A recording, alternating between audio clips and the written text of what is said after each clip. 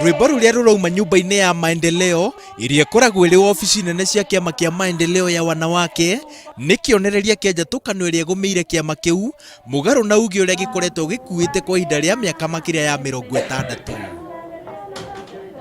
Kiumia githiru mwahu wa kiama giki ni warurunganite ofici-ini nene ukienda muikariri giti Rehab Mwikalia yeherie ni kumwikuira kuhuthira taito ya nyumba ya maendeleo gukomba runi rwa ciringi milioni 100. I hear I have taken the title deed and borrowed money.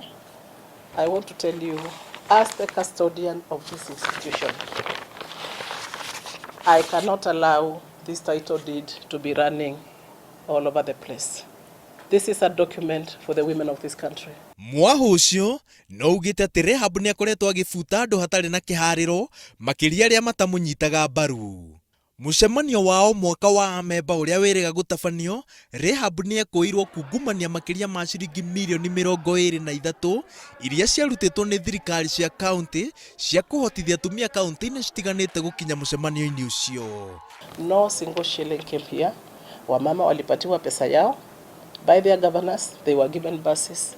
They want forensic audit, let them come tomorrow. If they want to involve anti-corruption, let them come.